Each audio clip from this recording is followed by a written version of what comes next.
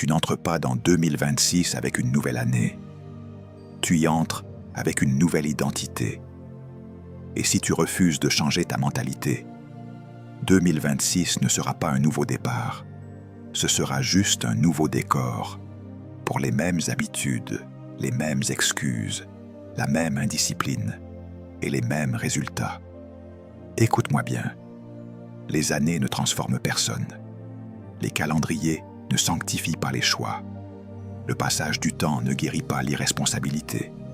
Tu peux célébrer, t'habiller, danser, crier « Bonne année ». Mais si tu gardes la mentalité de 2025, tu vas transporter dans 2026 ce qui a saboté 2025. Et ce qui t'a détruit hier ne devient pas inoffensif parce que tu as changé de date. La vérité qui te confronte aujourd'hui est simple et violente. Tu ne souffres pas d'un manque d'opportunité. Tu souffres d'un manque d'ordre. Tu ne manques pas d'aide. Tu manques de gouvernement intérieur. Tu ne manques pas de prière. Tu manques de discipline. Et tant que tu continues à appeler combat spirituel ce qui est en réalité désordre personnel, tu vas prier beaucoup et avancer peu. Dieu ne bénit pas une année, il bénit une obéissance.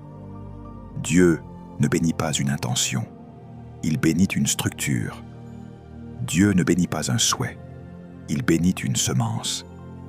Et la semence de ta destinée, ce sont tes choix quotidiens, répétés, assumés, alignés. La Bible ne te demande pas de changer de saison, elle te demande de changer de pensée. Elle ne te demande pas de changer d'environnement, elle te demande de changer de nature. Écoute cette parole qui tranche et qui libère. Ne vous conformez pas au siècle présent, mais soyez transformés par le renouvellement de l'intelligence, afin que vous discerniez quelle est la volonté de Dieu, ce qui est bon, agréable et parfait. Romains chapitre 12, verset 2. Tu entends? Le mot-clé n'est pas « année ». Le mot-clé, c'est « transformation ». Le mot-clé, ce n'est pas « chance ». Le mot-clé, c'est « renouvellement ». Tant que ton intelligence reste ancienne, ta vie restera ancienne, même dans une nouvelle année. Parce que tu ne peux pas porter une mentalité de survie et prétendre vivre une destinée de royauté. Tu ne peux pas porter une mentalité d'excuse et réclamer une dimension d'autorité. Tu ne peux pas porter une mentalité de paresse et demander des résultats surnaturels. Alors aujourd'hui, avant d'aller plus loin, je veux que tu prennes une décision intérieure. Si tu veux que 2026 soit différent, tu dois décider d'être différent. Si ce message te parle, pose un acte simple maintenant. Mets un like, abonne-toi et écris en commentaire cette phrase exacte, comme une signature spirituelle. Je ne transporte pas 2025 en 2026. Et reste jusqu'au bout, parce que ce que tu vas entendre n'est pas une motivation. C'est un gouvernement. C'est une correction. C'est une porte. Le problème principal de l'homme n'est pas les démons. Je sais que cette phrase dérange parce qu'elle t'enlève ton excuse préférée. Elle t'arrache la possibilité de tout expliquer par un esprit mauvais, une attaque invisible, une jalousie familiale ou une malédiction générationnelle. Mais écoute-moi jusqu'au bout. Il existe des combats spirituels réels, oui. Et il existe une opposition réelle, oui. Mais la majorité des vies ne stagnent pas parce que le diable est puissant. Elles stagnent parce que l'homme est indiscipliné. Le diable n'a pas besoin d'être créatif quand tu refuses d'être constant. Il n'a pas besoin de t'attaquer fort quand tu t'abandonnes toi-même doucement, chaque jour, par des choix sans gouvernail. Le diable peut être vaincu en une prière, mais ton désordre ne sera jamais vaincu sans une décision. Tu dis souvent « c'est mon environnement ». Mais l'environnement n'est pas une prison, c'est un révélateur. il expose ce que tu portes déjà. Il met en lumière ta vision ou ton absence de vision. Il met en lumière ton organisation ou ton chaos. Joseph a été vendu, trahi, déplacé, humilié, et pourtant il n'a pas cessé d'avancer vers sa destinée. Pourquoi ? Parce que son environnement a changé, mais son gouvernement intérieur ne s'est pas effondré. Tu dis, c'est ma famille. Mais la famille n'est pas une sentence finale, c'est une histoire d'origine, pas une autorité ultime. Beaucoup viennent de familles brisées et deviennent des bâtisseurs parce qu'ils ont décidé de rompre avec la mentalité reçue. Tu dis, c'est mon passé. Mais le passé n'a de pouvoir que si tu le gardes vivant par tes habitudes. Un souvenir devient une chaîne quand tu refuses d'installer une nouvelle discipline. Le vrai noyau de la stagnation, c'est le manque de discipline personnelle. Pas l'absence de prophétie, pas le manque de messages, pas le manque de jeûne. La discipline, c'est la capacité de faire ce qui doit être fait, même quand tu ne ressens rien. C'est l'art de te gouverner quand personne ne te regarde. C'est le signe que tu as cessé d'être un enfant spirituel qui vit au rythme des émotions et des circonstances. La plupart des gens veulent une percée, mais ils refusent une routine. Ils veulent des résultats, mais ils refusent des règles. Ils veulent des portes ouvertes, mais ils refusent des horaires fermes. Ils veulent l'autorité, mais ils refusent l'ordre. Voilà pourquoi ils transportent la mentalité de 2025 en 2026. Parce qu'ils confondent la foi avec l'improvisation et la grâce avec l'absence de structure. Tu dois comprendre une loi. Tu ne peux pas vivre une nouvelle saison avec une ancienne mentalité. Une mentalité de 2025. C'est une mentalité qui aime le démarrage, mais déteste la continuité. C'est une mentalité qui confond « j'ai compris » avec « j'ai appliqué ». C'est une mentalité qui cherche l'émotion spirituelle au lieu de chercher l'obéissance quotidienne. C'est une mentalité qui veut des déclarations sans discipline, des proclamations sans plan, des miracles sans préparation, des récoltes sans semences. Et Dieu ne travaille pas comme ça. Dieu est un Dieu d'alliance, et l'alliance se prouve par la fidélité. Ce n'est pas le bruit de ta bouche qui impressionne le ciel, c'est la cohérence de ta vie. Écoute cette parole. Celui qui est fidèle dans les petites choses l'est aussi dans les grandes. Luc chapitre 16, verset 10. Le ciel te juge sur la fidélité, pas sur l'intensité. Tu peux être intense un soir et vide le lendemain. Mais la destinée ne s'ouvre pas à l'intensité, elle s'ouvre à la constance.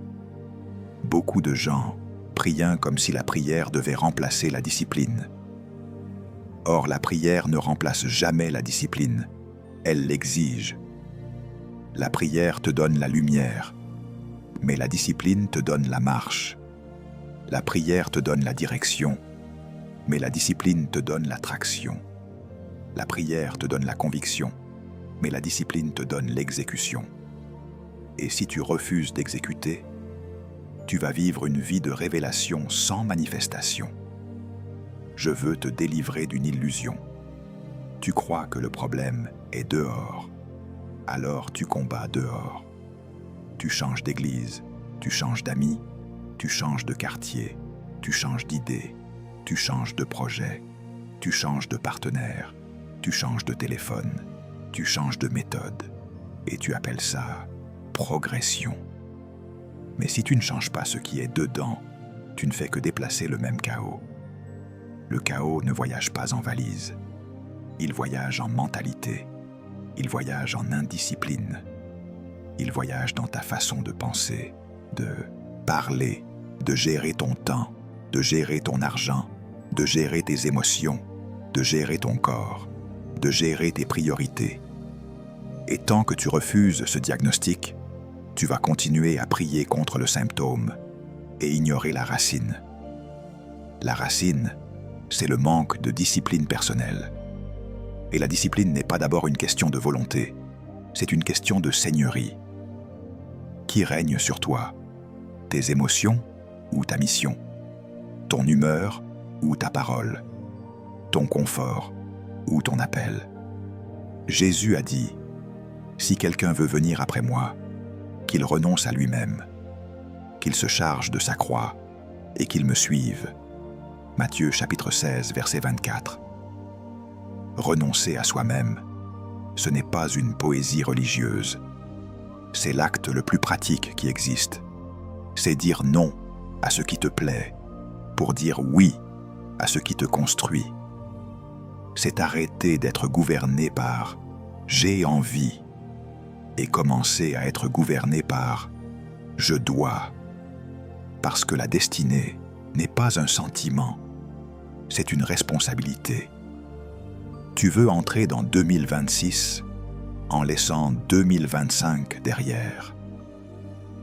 Alors arrête de chercher un coupable et commence à chercher une structure.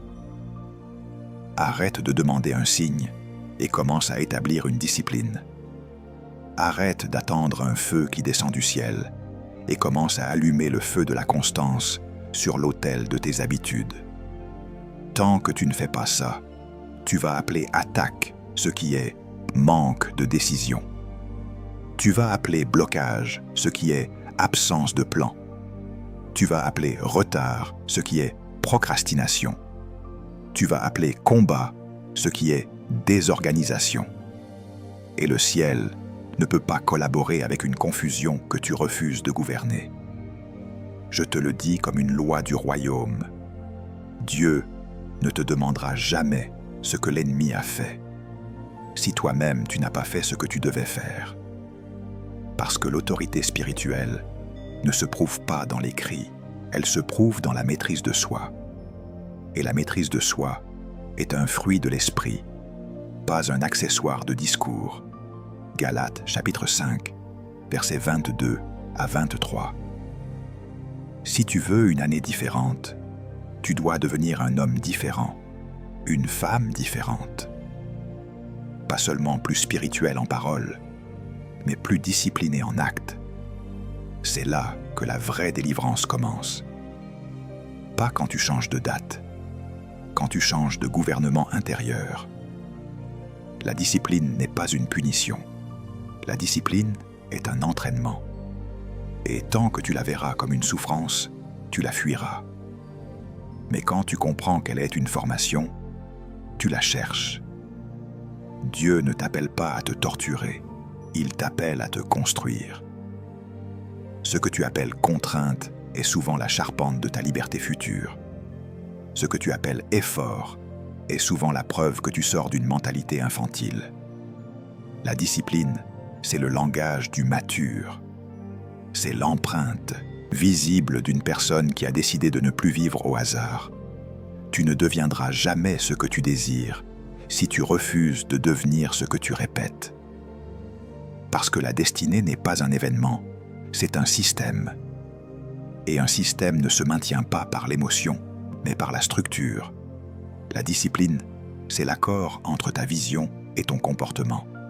C'est la capacité de dire « je sais qui je suis ». Donc, je sais ce que je dois faire.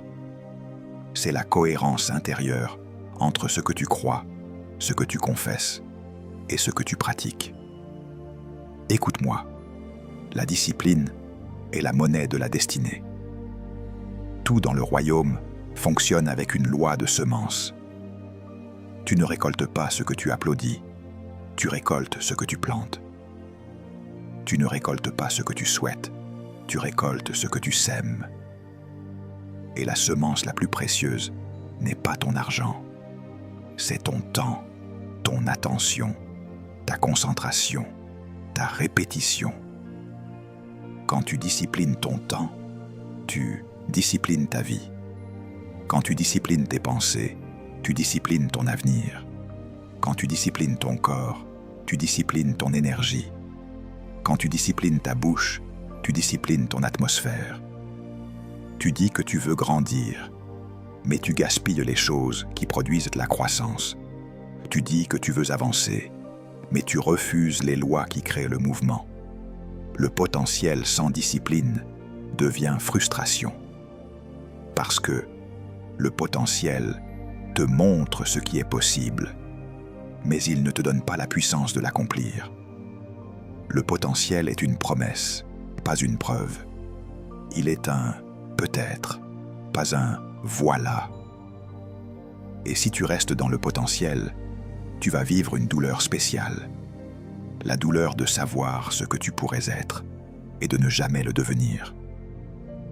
C'est une souffrance silencieuse qui ronge l'âme. Beaucoup de gens ne sont pas tristes parce qu'ils ont échoué. Ils sont tristes parce qu'ils n'ont même pas essayé avec constance. Ils regardent leur vie et ils sentent qu'ils ont trahi leur appel, non pas par un grand péché spectaculaire, mais par une petite indiscipline quotidienne. L'inspiration sans discipline devient illusion, parce que l'inspiration est une étincelle. Elle peut t'éveiller, elle peut te toucher, elle peut te donner un moment de clarté.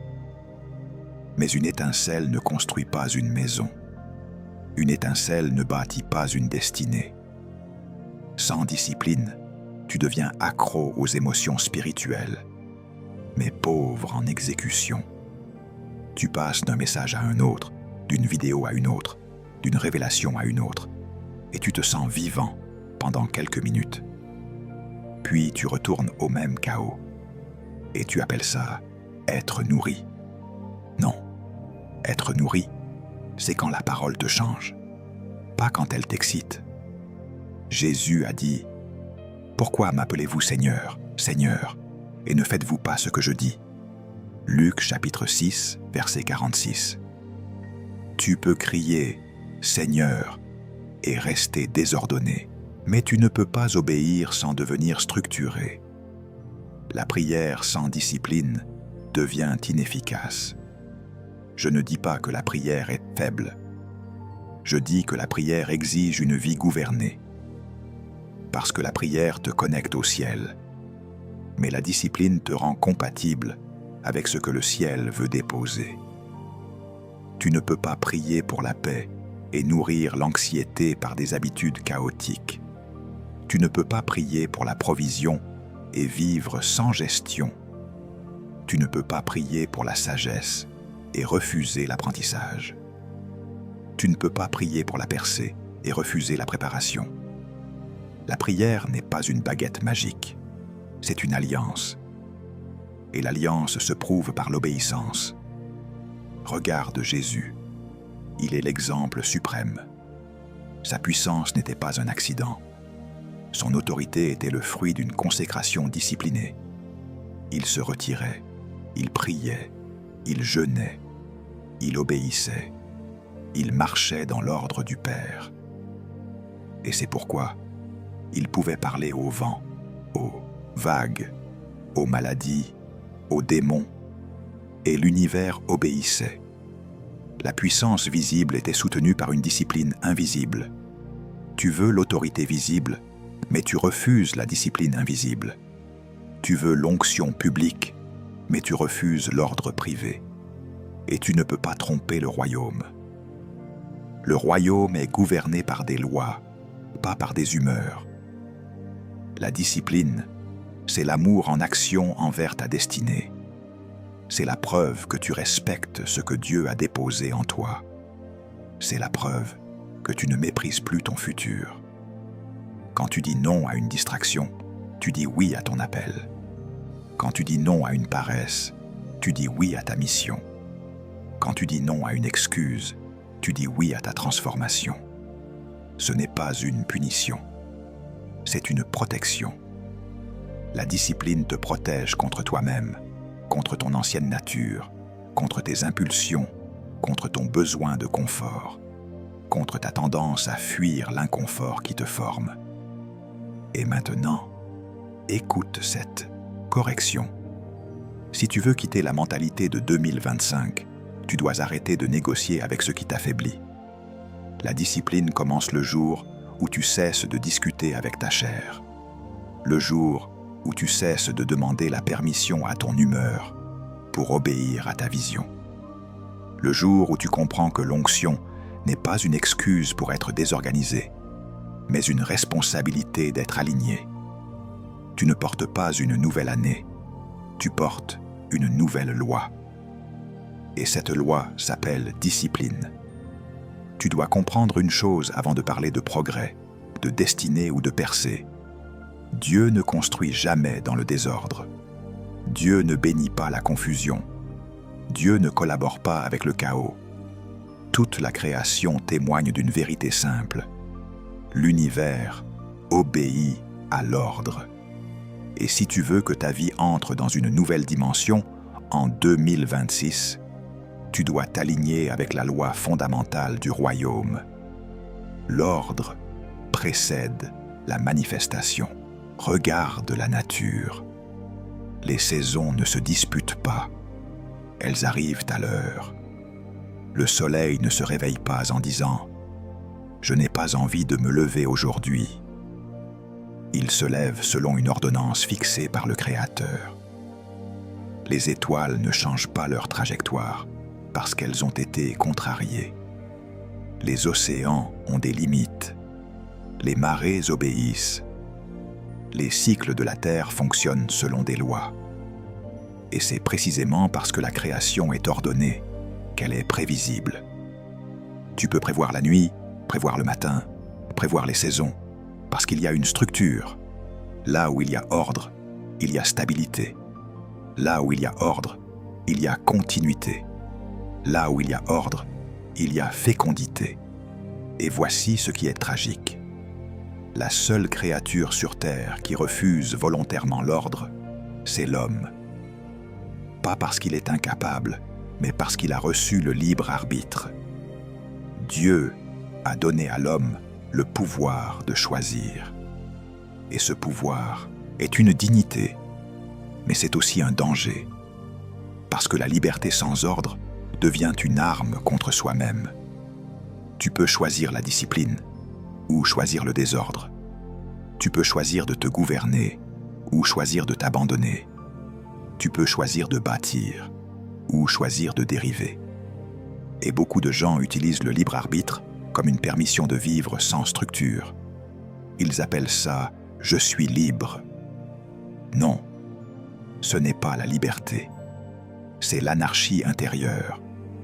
Et l'anarchie produit toujours des ruines, même quand elle est accompagnée de prières. Reviens à Genèse. La première chose que la Bible te montre, ce n'est pas un Dieu qui excite les émotions, c'est un Dieu qui organise.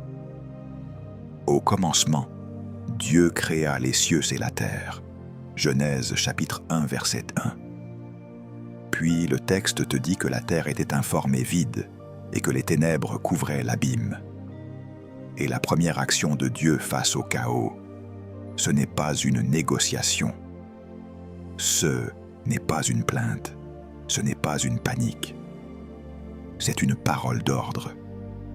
Dieu parle, et en parlant, il sépare, il classe, il nomme, il fixe des limites, il établit des cycles, il distingue la lumière des ténèbres, il distingue les eaux d'en haut des eaux d'en bas. Il fait apparaître la terre ferme.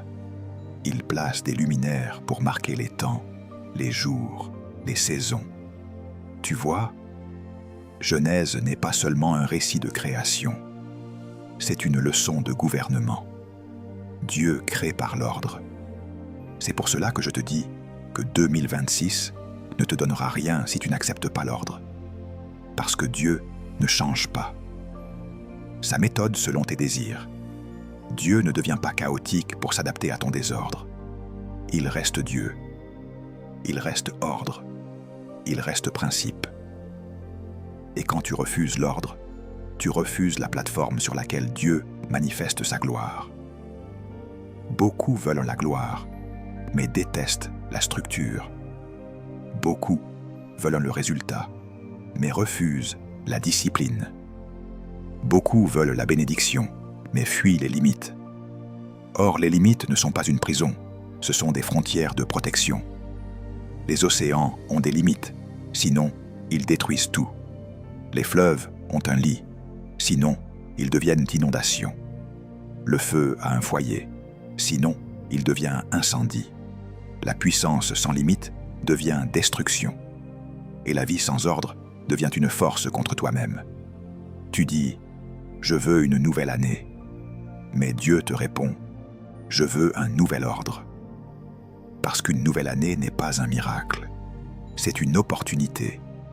Et une opportunité ne devient une transformation que si tu l'honores par une structure. Ce que Dieu a fait dans Genèse, il doit le refaire dans ta vie. Séparer, nommer, établir, ordonner, limiter, aligner. Séparer, c'est apprendre à distinguer ce qui nourrit ta destinée de ce qui la vide. Nommer, c'est reconnaître les choses telles qu'elles sont, sans les maquiller. Établir, c'est décider d'un cadre. Ordonner, c'est mettre en priorité. Limiter, c'est dire non. Aligner, c'est faire correspondre ta vie avec ta mission. Tu veux savoir pourquoi tu transportes la mentalité de 2025 en 2026 ? Parce que tu refuses la séparation. Tu mélanges le sain et le banal. Tu mélanges la vision et la distraction. Tu mélanges la foi et la paresse. Tu mélanges les prières et la procrastination. Dans Genèse, Dieu sépare. Dans ta vie, tu confonds. Et tant que tu confonds, tu étouffes la lumière. Parce que la lumière ne domine pas là où il n'y a pas de séparation. Dieu a séparé la lumière des ténèbres pour que la lumière gouverne. Et toi, si tu veux que la lumière gouverne tes finances, sépare tes habitudes de dépenses de tes émotions. Si tu veux que la lumière gouverne ton destin, sépare ton agenda de tes distractions. Si tu veux que la lumière gouverne ta spiritualité, sépare ta communion avec Dieu de ton bruit. La loi est simple. L'ordre rend la vie prévisible. Et quand je dis prévisible, je ne parle pas d'une vie sans Dieu. Je parle d'une vie où les résultats deviennent cohérents. Une semence produit selon son espèce. Une routine produit selon sa nature. Un désordre produit selon sa loi. Si tu sèmes la confusion, tu récoltes la confusion. Si tu sèmes la discipline, tu récoltes la stabilité. Si tu sèmes la constance, tu récoltes la croissance. C'est pour cela que le royaume n'est pas une loterie. C'est un système de lois. Alors prends cette correction comme une délivrance. Dieu ne va pas arranger ton désordre par compassion. Il va t'appeler à l'ordre par amour. Parce que l'ordre n'est pas un détail. C'est la signature du Créateur. Et tant que tu refuses cette signature, tu transportes l'ancien chaos dans une nouvelle année. Mais si tu acceptes l'ordre, tu fais ce que Dieu a fait au commencement. Tu laisses la parole recréer ton monde. Il existe une loi que tu ne peux pas contourner, même avec la prière, même avec les larmes, même avec les déclarations. Tu ne diriges jamais au-delà de ce que tu te diriges toi-même.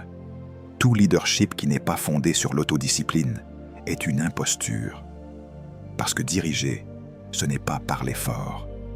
Diriger, ce n'est pas être suivi. Diriger, c'est imposer l'ordre. Et si tu n'es pas capable d'imposer l'ordre à ton propre esprit, à ton propre corps, à tes propres émotions, tu n'as pas l'autorité réelle. Tu as seulement une influence fragile. L'autorité ne naît pas d'un titre. L'autorité naît d'une maîtrise. Et la maîtrise commence par toi. Tu veux de l'autorité spirituelle? Alors arrête de croire que l'autorité est une sensation. L'autorité est une légalité. C'est un droit accordé à celui qui est aligné. Dans le royaume, l'autorité n'est pas une décoration, c'est une conséquence. Tu reçois l'autorité quand tu acceptes le gouvernement. Et le premier territoire que Dieu te donne à gouverner, ce n'est pas une entreprise, ce n'est pas une équipe, ce n'est pas un ministère, ce n'est pas une foule, c'est toi. Tant que tu ne te gouvernes pas, tout ce que tu essaies de diriger deviendra un miroir de ton chaos. Tu vas essayer de corriger les autres et tu découvriras que ton propre désordre te trahit. Tu vas demander la discipline à une équipe et ton propre agenda va te condamner. Tu vas réclamer la fidélité autour de toi, alors que toi-même, tu es infidèle à tes engagements. Voilà pourquoi beaucoup perdent le respect, perdent la stabilité, perdent la confiance. Parce que l'onction peut attirer, mais seule la discipline peut soutenir. Paul l'a compris. Paul n'était pas un homme de discours seulement. Paul était un homme de gouvernement intérieur. Et c'est pour cela que sa vie portait une autorité qui traversait les prisons, les tempêtes, les foules, les persécutions et même les contradictions. Écoute sa confession, elle est brutale et prophétique. Je traite durement mon corps et je le tiens assujetti, de peur d'être moi-même rejeté après avoir prêché aux autres. 1 Corinthiens chapitre 9, verset 27. Tu entends? Il ne parle pas d'un démon. Il parle de son corps. Il ne parle pas d'un environnement. Il parle de sa chair. Il ne parle pas d'une attaque extérieure. Il parle d'une discipline intérieure. Parce que Paul connaissait la vérité que beaucoup ignorent. L'ennemi le plus dangereux pour la destinée n'est pas toujours dehors. Il est souvent dedans. Et si tu ne maîtrises pas l'intérieur, tu peux prêcher, tu peux servir, tu peux travailler, tu peux bâtir, et pourtant finir disqualifié, non pas par manque de talent, mais par manque de maîtrise. La plupart des gens veulent être leaders parce qu'ils veulent être vus. Le royaume forme des leaders pour qu'ils soient fiables. La fiabilité est la monnaie du leadership. Tu n'es pas un leader parce que tu as une vision. Tu es un leader quand tu es capable d'exécuter la vision au quotidien sans être porté par l'émotion. Le leadership, c'est la capacité de porter une responsabilité même quand tu n'as pas d'applaudissements. C'est la capacité de rester constant même quand personne ne te célèbre. C'est la capacité de dire « Je fais ce que je dois faire parce que c'est juste, parce que c'est aligné, parce que c'est mon appel. » Cette constance, c'est l'autodiscipline. Et voici la vérité que tu dois recevoir pour 2026. L'autorité qui te manque n'est pas d'abord une autorité sur les circonstances, c'est une autorité sur toi-même. Tu veux commander au chaos extérieur, mais tu laisses le chaos intérieur te commander. Tu veux que le ciel te donne des portes, mais tu n'es pas fidèle à des horaires. Tu veux la puissance, mais tu refuses la rigueur. Tu veux le gouvernement, mais tu refuses la gestion. Or, dans le royaume, tu ne reçois pas un territoire plus grand si tu n'as pas prouvé la gestion du territoire actuel. Jésus a dit « À celui qui a, on donnera, mais à celui qui n'a pas, on ôtera même ce qu'il a. » Voir Matthieu chapitre 13, verset 12. Ce n'est pas une menace, c'est une loi. Celui qui a signifie celui qui gère, celui qui porte, celui qui est responsable, celui qui est discipliné. Le royaume confie plus à celui qui prouve la maîtrise. Comprends donc ceci. L'autodiscipline est le fondement du leadership, et le leadership est l'expression de l'autorité. Sans autodiscipline, tu n'as pas d'autorité durable. Tu peux impressionner, mais tu ne peux pas gouverner. Tu peux attirer, mais tu ne peux pas bâtir. Tu peux commencer, mais tu ne peux pas finir. Et une destinée qui commence beaucoup et finit peu devient une vie remplie de regrets. 2026 ne doit pas être une année de nouveau départ. Elle doit être une année de finition. Et tu ne finis jamais ce que tu n'as pas la discipline de poursuivre. Alors prends cette correction comme une clé. Si tu veux être un leader du royaume, ne cherche pas d'abord une plateforme, cherche une discipline. Ne cherche pas d'abord une audience, cherche une maîtrise. Ne cherche pas d'abord une expansion, cherche un ordre. Parce que l'expansion vient après la stabilité. La multiplication vient après la gestion. L'autorité vient après la soumission. Paul s'est tenu assujetti pour ne pas être disqualifié. Toi aussi, si tu ne veux pas transporter 2025 en 2026, tu dois décider de tenir ton corps, ton temps, tes pensées et tes émotions assujettis à ta mission.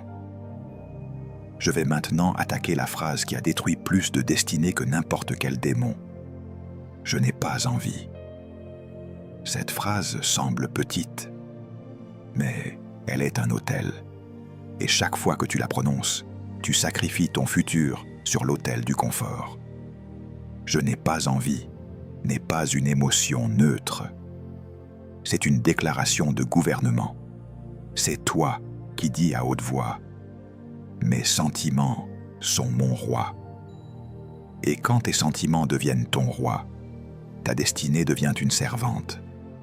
Tu ne fais plus ce qui est juste. Tu fais ce qui est agréable. Tu ne fais plus ce qui est nécessaire. Tu fais ce qui est facile. Et le facile te coûte toujours plus cher que le difficile. Les émotions sont de mauvais leaders. Elles sont utiles comme indicateurs, mais mortelles comme autorité. Une émotion te dit ce que tu ressens, pas ce que tu dois faire. Une émotion peut te signaler une blessure, une fatigue, une frustration. Mais elle n'a pas la sagesse d'un plan, ni la stabilité d'une mission. Les émotions sont comme le vent. Elles changent de direction sans prévenir. Si tu laisses le vent conduire ton navire, tu n'arriveras jamais à destination. Tu vas tourner, dériver, reculer, accélérer, ralentir, selon des sensations. Et à la fin, tu appelleras ça mystère. Non, ce n'était pas un mystère. C'était un manque de gouvernail.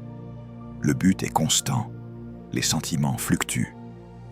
La mission ne change pas parce que tu es fatigué. L'appel ne change pas parce que tu es contrarié. La discipline, elle, ne dépend pas de ton humeur. La discipline est l'acte de choisir l'objectif même quand l'émotion crie l'inverse. C'est le refus de laisser le présent décider du futur.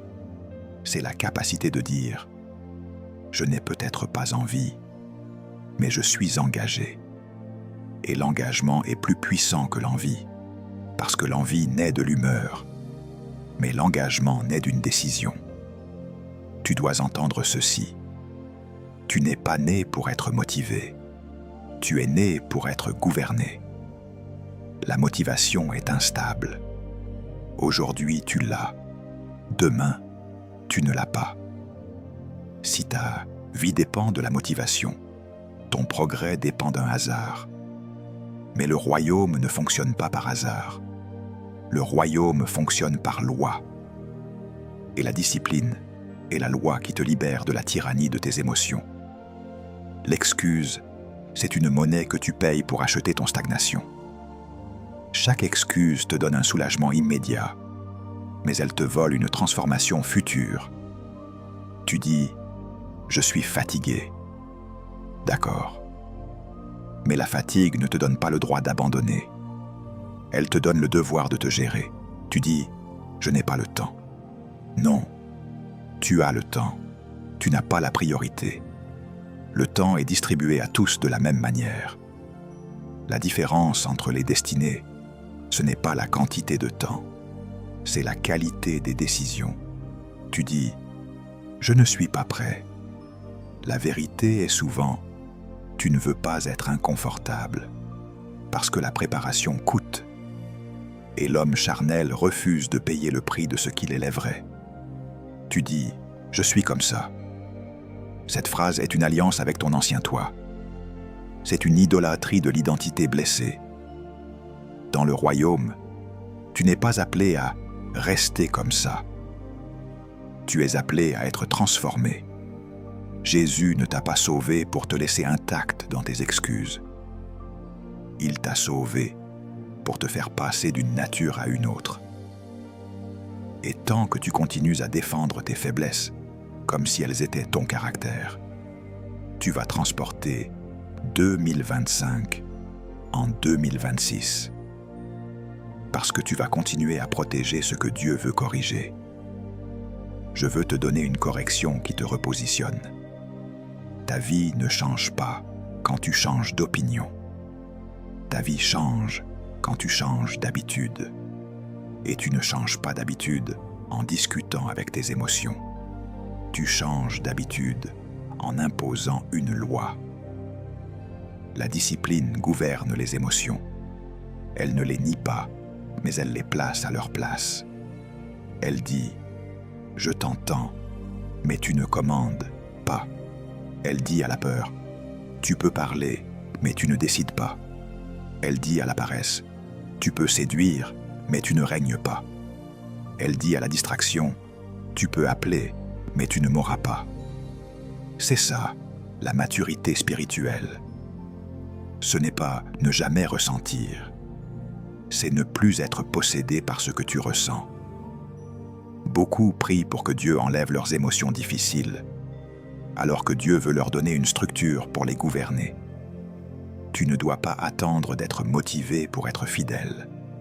Tu dois être fidèle jusqu'à ce que la motivation devienne inutile, parce que la fidélité est supérieure à la motivation. La fidélité te porte quand tu ne ressens rien.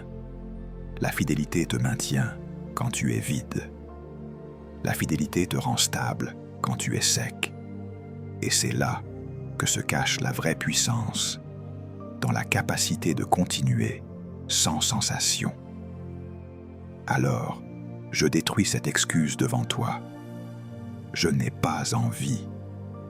À partir d'aujourd'hui, tu vas la remplacer par une phrase de gouvernement.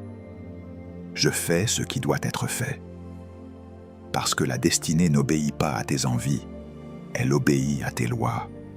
Et si tu veux quitter la mentalité de 2025, tu dois arrêter de traiter tes émotions comme des rois. Elles sont de mauvais leaders.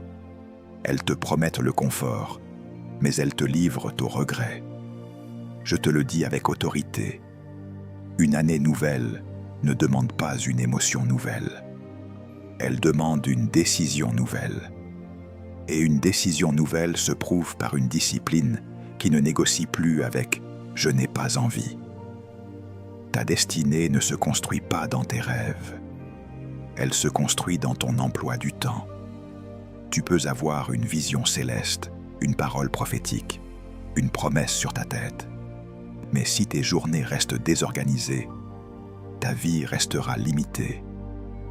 Parce que le futur n'est pas d'abord une prophétie. Le futur est une conséquence. Et la conséquence naît des habitudes. Voilà pourquoi je te dis que les habitudes sont des prophéties. Pas parce qu'elles prédisent par magie, mais parce qu'elles produisent par loi. Ce que tu répètes devient ce que tu construis. Ce que tu pratiques devient ce que tu possèdes. Ce que tu tolères devient ce qui te gouverne. Une habitude, c'est une direction cachée. C'est une route silencieuse. Tu n'entends pas le bruit d'une habitude, mais tu vois son fruit. La plupart des gens veulent un changement spectaculaire, alors que Dieu travaille souvent par des schémas quotidiens. Dieu établit des cycles.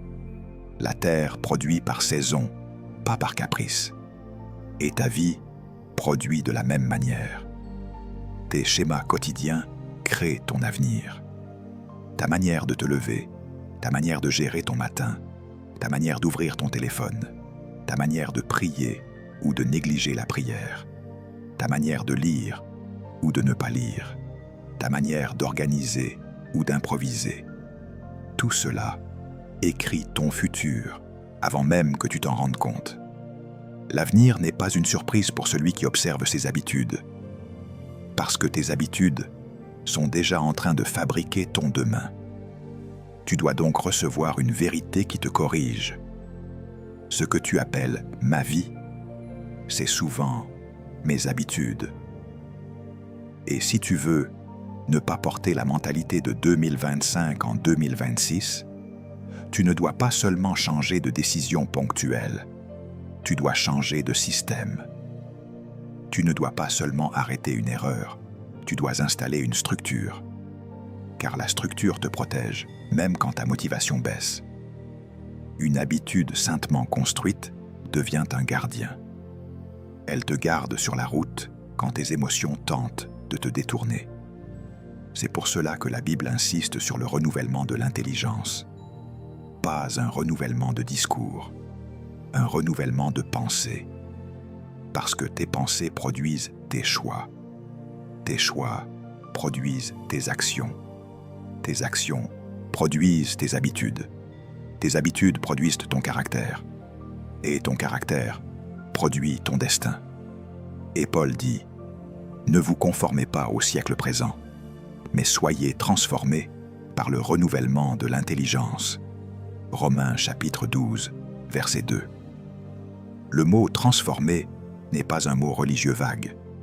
Il parle d'un changement de forme, d'une métamorphose, d'une reprogrammation intérieure. Tu ne sors pas d'une mentalité ancienne en criant plus fort. Tu en sors en pensant autrement, puis en agissant autrement, puis en répétant autrement, jusqu'à ce que ton ancien système meure. Le problème, c'est que beaucoup veulent une transformation sans répétition. Ils veulent un saut, mais ils refusent le processus. Ils veulent un miracle, mais ils refusent la méthode. Or, Dieu est un Dieu de principes. Et un principe, c'est une loi répétable. La foi ne t'exempte pas de la répétition. Au contraire, la foi te donne le courage de répéter jusqu'à voir le fruit. Car tu dois comprendre ceci. Tes habitudes actuelles sont parfaitement conçues pour produire tes résultats actuels. Si tu n'aimes pas tes résultats, ce n'est pas d'abord ton environnement qu'il faut accuser, c'est ton système qu'il faut ajuster. Tant que tu gardes le même système, tu gardes le même futur. Et voici la correction la plus directe. Ta mentalité de 2025 vit dans tes routines. Elle vit dans ce que tu fais sans réfléchir. Elle vit dans ce que tu fais par défaut. Elle vit dans tes réflexes. Elle vit dans ta manière de te récompenser, dans ta manière de fuir l'inconfort, dans ta manière de procrastiner, dans ta manière d'éviter les choses difficiles. C'est pour cela que beaucoup promettent chaque fin d'année et échouent chaque début d'année. Ils changent les paroles, mais ils ne changent pas les habitudes. Ils changent les déclarations, mais ils ne changent pas les schémas. Ils changent les objectifs, mais ils ne changent pas l'horloge. La vraie liberté, c'est d'installer des habitudes qui servent ta mission au lieu de servir tes impulsions. La vraie liberté, ce n'est pas faire ce que tu veux, c'est pouvoir faire ce que tu dois. Et cette liberté-là se construit, elle se forge, elle s'entraîne, elle se discipline. Quand tu installes une habitude de prière, tu n'installes pas un rituel, tu installes une autoroute de communion. Quand tu installes une habitude de lecture, tu n'installes pas une activité scolaire, tu installes une expansion de ta pensée.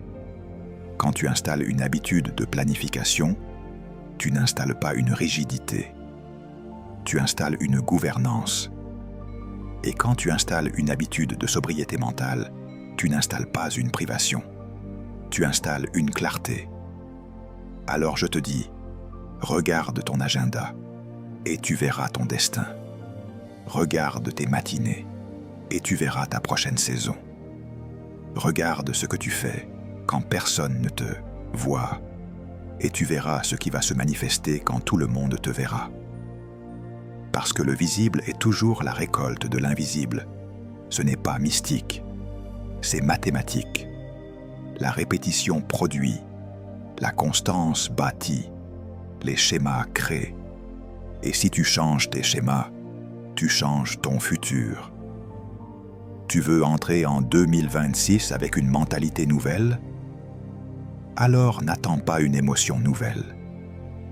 Installe une habitude nouvelle et protège-la comme une alliance. Parce que tes habitudes ne sont pas juste des actions. Ce sont des prophéties silencieuses. Elles annoncent où tu vas, parce qu'elles te conduisent déjà. La discipline ne te rend pas seulement plus productif, elle te transforme. Elle ne change pas seulement ce que tu fais, elle change ce que tu es. Parce que la discipline est une force de métamorphose. Elle détruit l'ancien soi, non pas pour te punir, mais pour révéler le nouveau soi. Et tant que tu ne comprends pas ça, tu vas continuer à négocier avec ton ancienne nature, comme si elle avait le droit de rester. Or, l'ancien soi n'a pas le droit de voyager avec toi en 2026. Il doit mourir à la frontière. Regarde la graine. Une graine est une promesse enfermée. Elle porte un arbre, elle porte un fruit, elle porte une forêt, mais tout est caché. Tant que la graine reste sur la table, elle reste intacte, propre, admirée, mais inutile. Et beaucoup de gens ressemblent à cette graine. Ils veulent rester intacts. Ils veulent garder leur confort. Ils veulent protéger leur image. Ils veulent éviter l'inconfort du processus. Mais une graine ne devient jamais un arbre sans être enterrée. Et être enterré, c'est accepter la discipline. C'est accepter de perdre une forme pour gagner une nature. C'est accepter de dire « Je ne vis plus pour être préservé. Je vis pour être planté. » La discipline est ce moment où tu acceptes d'être caché, d'être pressé, d'être limité, d'être encadré, afin que ta vie commence à produire. Puis regarde le cocon. La métamorphose du papillon n'est pas un spectacle, c'est une guerre silencieuse. Dans le cocon, l'ancienne forme se dissout. Elle disparaît. Ce qui existait avant ne peut pas cohabiter avec ce qui doit naître. Et voilà la vérité. Tu ne peux pas devenir sans te défaire. Tu ne peux pas monter sans que quelque chose descende. Tu ne peux pas entrer dans une nouvelle saison sans que l'ancienne mentalité soit désinstallée. Le cocon, c'est la discipline. Le cocon, c'est la répétition. Le cocon, c'est l'ordre. Le cocon, c'est quand tu dis non à tes impulsions, non à tes distractions, non à tes excuses, et tu acceptes une pression sainte. Et beaucoup fuient ce cocon parce qu'ils appellent ça restriction. Mais ce n'est pas une restriction, c'est une gestation. Ce n'est pas une prison, c'est un atelier. Ce n'est pas une perte, c'est une transformation. Et quand le papillon sort, il ne sort pas par accident. Il sort parce que le processus a fait son œuvre. Mais écoute-moi bien et reçois une correction. Le papillon ne naît pas parce que le cocon était confortable. Il naît parce que le cocon était nécessaire.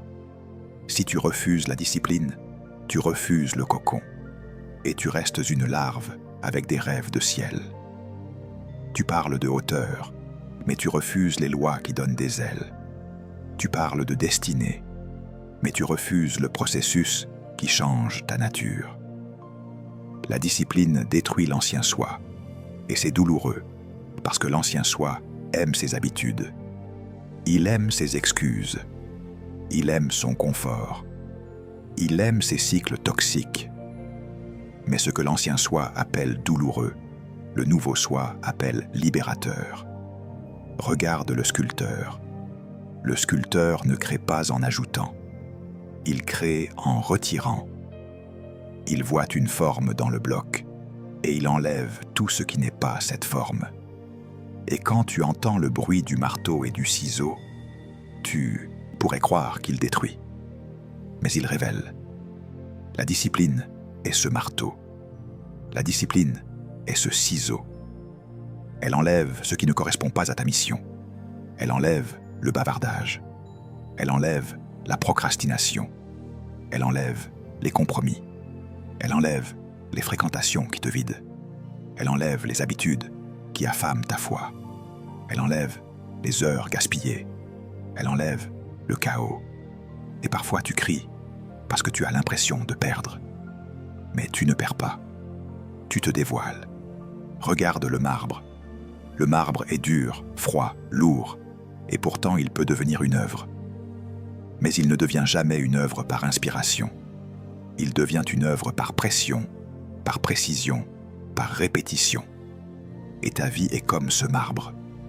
Tu portes une image divine, tu portes un appel, tu portes un potentiel. Mais si tu refuses la discipline, tu restes un bloc. Tu peux être un bloc spirituel, tu peux être un bloc talentueux, tu peux être un bloc intelligent, mais tu restes un bloc. Et Dieu ne t'a pas appelé à être un bloc, il t'a appelé à être une expression. La discipline, donc, est la porte de ta métamorphose. Elle est la décision de quitter l'ancien toi. Et tu dois accepter ceci. L'ancien toi ne peut pas être amélioré. Il doit être remplacé. Tu ne fais pas des retouches à une mentalité de 2025. Tu la crucifies. Tu ne négocies pas avec l'indiscipline. Tu la renverses. Tu ne fais pas un pacte avec tes émotions. Tu les soumets. C'est ça, la métamorphose. C'est une transition de nature. Et voici la parole qui t'explique la loi du royaume. Si quelqu'un est en Christ, il est une nouvelle créature. Les choses anciennes sont passées. Voici, toutes choses sont devenues nouvelles. 2 Corinthiens chapitre 5, verset 17. Ce n'est pas seulement une promesse de ciel, c'est une exigence de transformation. Les choses anciennes doivent passer, pas voyager, pas se déguiser, passer. Et la discipline est le mécanisme par lequel tu coopères avec cette nouveauté. La grâce t'a donné la possibilité. La discipline te donne la possession. Alors écoute cette déclaration comme une coupe. En 2026, tu ne peux pas être la même personne avec de nouveaux objectifs.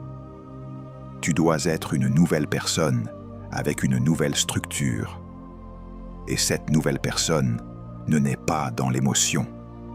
Elle naît dans le cocon de la discipline. Elle naît dans l'atelier de l'ordre. Elle naît quand tu acceptes que Dieu enlève, coupe, taille, ajuste, non pas pour te diminuer, mais pour te révéler. Si tu veux une année différente, arrête de chercher une émotion différente. Installe une routine différente. Ce que tu appelles transformation n'est pas un mystère réservé à quelques élus. La transformation devient prévisible quand tu appliques des principes de manière constante. Ce n'est pas seulement spirituel, c'est structurel. C'est une loi. Une semence répétée produit une récolte répétée. Donc, si tu changes la semence, tu changes la récolte. Et la semence la plus puissante que tu peux planter en 2026, c'est une discipline quotidienne, simple, stricte, répétable. Concrètement, tu ne gagneras jamais ta journée si tu la commences en étant déjà dispersé. Le matin est un autel.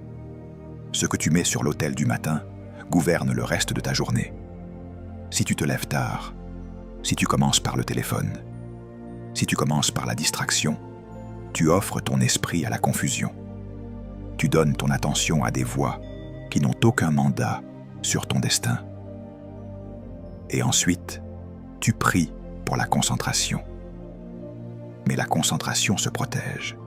Elle ne se mendie pas. C'est pourquoi tu dois te lever plus tôt. Pas pour impressionner Dieu, mais pour reprendre ton territoire mental. Se lever tôt, c'est dire « Je gouverne mon temps ». C'est un acte d'autorité. C'est un message envoyé à ta chair. Tu ne règnes plus. C'est un message envoyé à ta destinée. Je te donne les premières heures, pas les restes. Puis tu pries. Et quand je dis tu pries, je ne parle pas d'une prière nerveuse qui demande à Dieu de compenser ton désordre. Je parle d'une prière qui aligne, qui consacre, qui clarifie. Une prière qui ouvre la journée en plaçant ton esprit sous la seigneurie de Christ. Parce que si tu ne mets pas Dieu en premier, quelque chose d'autre prendra la première place. Et ce quelque chose ne te conduira pas vers la paix, mais vers l'urgence, la comparaison, la confusion. La prière du matin n'est pas une option pour une vie de destinée. C'est une fondation. Puis tu lis. Tu lis l'Écriture, oui, parce que l'Écriture lave la pensée. Elle redresse le raisonnement. Elle discipline l'intérieur. Mais tu lis aussi pour grandir. Tu lis pour élargir ton vocabulaire, ta vision, ta compétence, ta compréhension. Parce que le manque de discipline intellectuelle crée une vie émotionnelle instable. Quand ton esprit n'est pas nourri, tes émotions prennent le pouvoir. Quand ton esprit est nourri, tes émotions se soumettent plus facilement. Tu ne peux pas bâtir une destinée avec un esprit affamé. Tu dois donc décider qu'en 2026, chaque jour, tu vas déposer quelque chose en toi. Même si c'est peu, même si c'est simple, tu plantes. Et la plantation quotidienne devient une forêt. Puis tu planifies. La planification n'est pas une preuve d'incrédulité. C'est une preuve de sagesse. Proverbe dit « Confie-toi en l'Éternel de tout ton cœur. Il aplanira tes sentiers. » Proverbe chapitre 3, versets 5 à 6.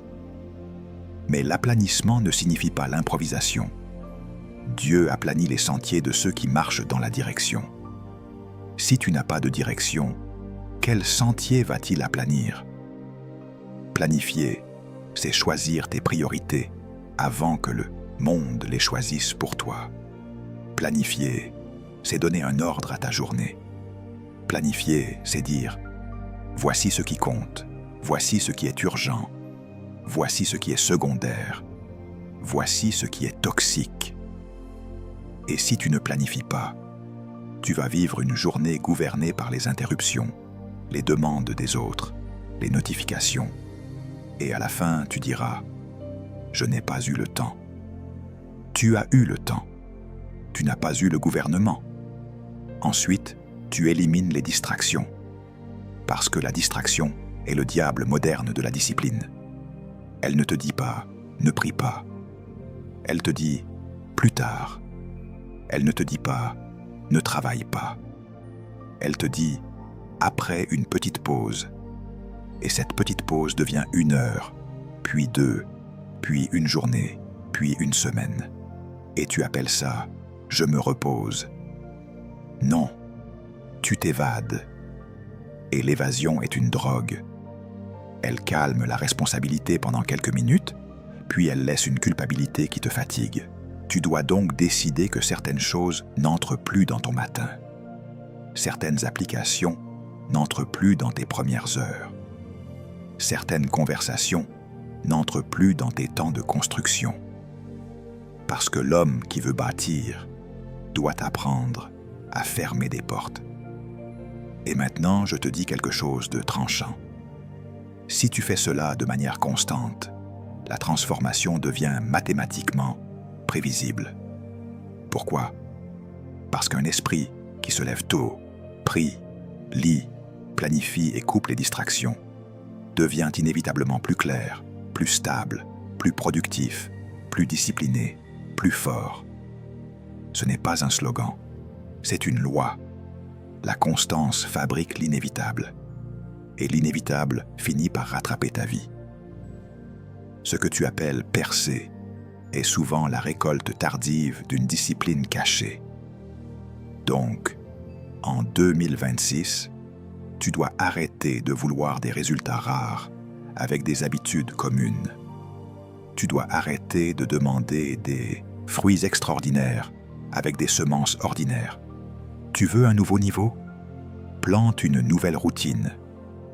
Tu veux une nouvelle dimension? Installe une nouvelle structure. Tu veux une nouvelle autorité? Pratique une nouvelle discipline. Et tu verras que, sans bruit, sans magie, sans théâtre, ton année va changer, parce que toi, tu as changé. Écoute-moi jusqu'à la dernière seconde.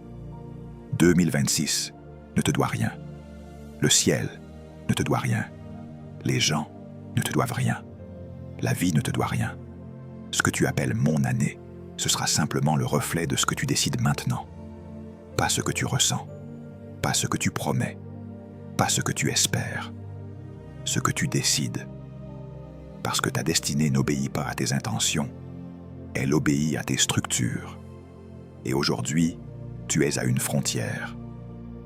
Tu peux entrer avec l'ancienne mentalité, ou tu peux entrer avec un nouveau gouvernement intérieur. Tu dois arrêter de vivre comme si le temps allait te sauver. Le temps ne sauve personne. Le temps révèle. Le temps amplifie. Le temps récompense la discipline et punit l'indiscipline. Donc, si tu continues pareil, 2026 va simplement amplifier ce que 2025 a déjà montré. Mais si tu décides maintenant, 2026 deviendra l'année où tu as cessé de te trahir. L'année où tu as cessé d'excuser ton chaos. L'année où tu as cessé de négocier avec « je n'ai pas envie ». L'année où tu as cessé d'attendre un signe et où tu es devenu toi-même le signe d'un homme transformé. Je ne te parle pas d'une décision émotionnelle. Je te parle d'une décision légale. Une décision qui scelle une alliance. Une décision qui coupe des ponts. Une décision qui établit une loi. Parce que ce qui te manque n'est pas de comprendre. Tu as compris. Ce qui te manque, c'est de trancher. Tant que tu ne tranches pas, tu vas continuer à ouvrir la porte à l'ancien toi. Et l'ancien toi n'a besoin que d'une petite ouverture pour revenir gouverner. Alors décide maintenant. Pas demain. Pas à partir de lundi. Pas quand je serai motivé. Aujourd'hui, décide que tu ne transportes pas le désordre. Décide que tu ne transportes pas la procrastination. Décide que tu ne transportes pas l'indiscipline. Décide que tu ne transportes pas la mentalité de victime. Décide que tu ne transportes pas l'amour du confort. Décide que tu ne transportes pas la dispersion. Décide que tu ne transportes pas les excuses. Parce que si tu les transportes, tu transportes aussi leurs fruits. Je veux que tu entendes cette phrase comme une sentence et comme une délivrance. Ta prochaine saison n'est pas bloquée par un démon. Elle est bloquée par une tolérance. Et la tolérance se brise par une décision. Aujourd'hui, tu ne demandes pas seulement à Dieu de te changer.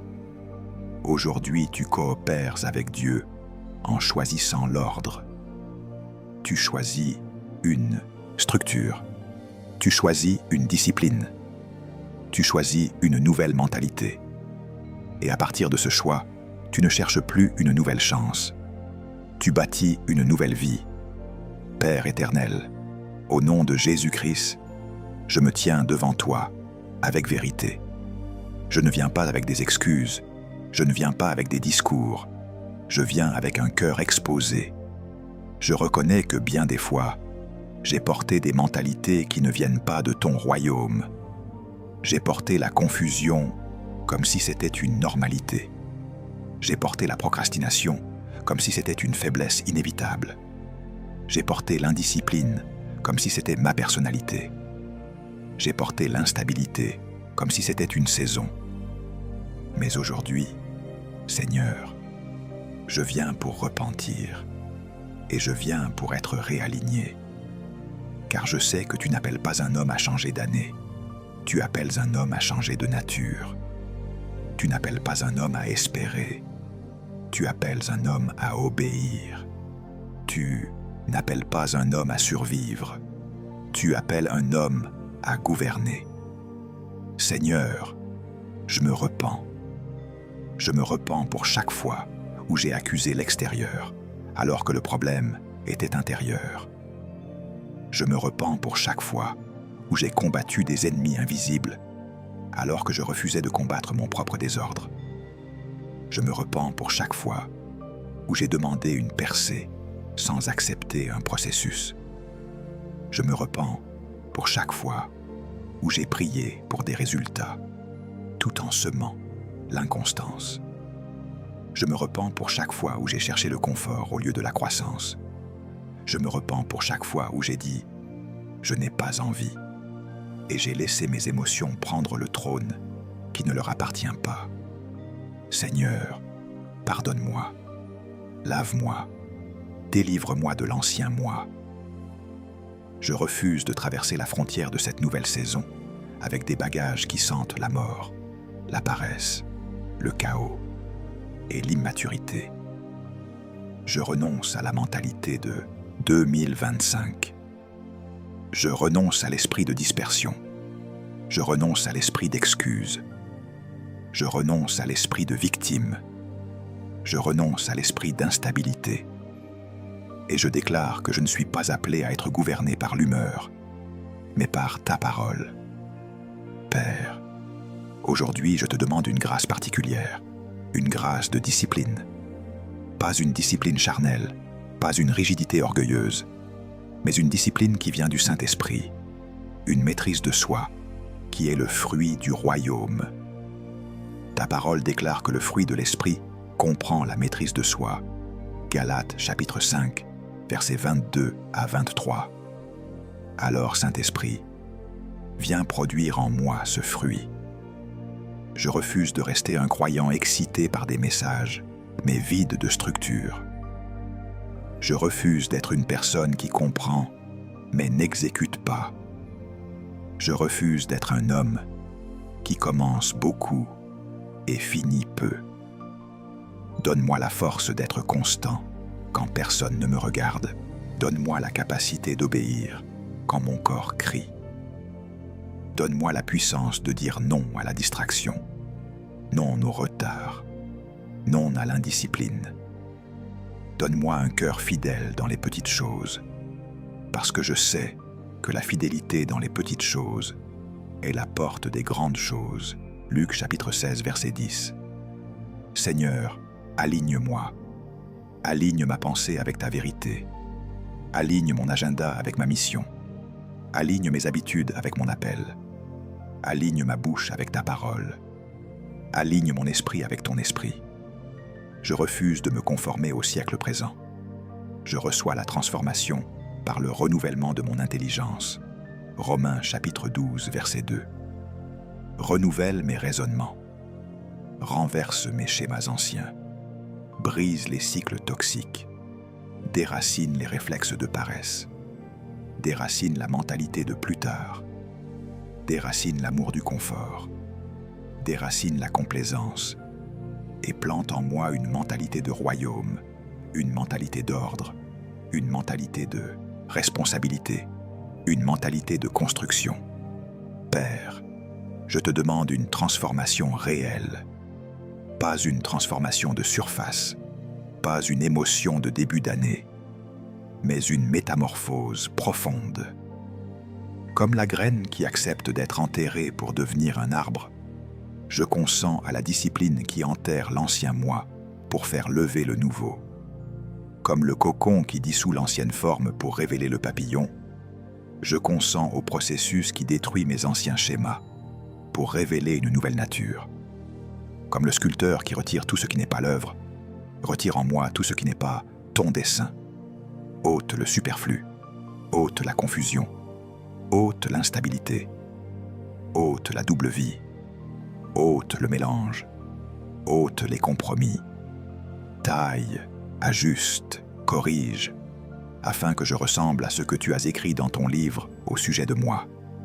Seigneur, je déclare au nom de Jésus que 2026 ne sera pas une répétition. 2026 ne sera pas un recyclage. 2026 ne sera pas une continuation de la mentalité ancienne. Je refuse de transporter 2025 dans cette nouvelle saison. Je déclare que je traverse avec un nouveau gouvernement intérieur. Je déclare que mon matin devient un autel. Je déclare que mon temps devient sanctifié. Je déclare que ma concentration devient protégée. Je déclare que mes priorités deviennent claires. Je déclare que mon esprit devient stable.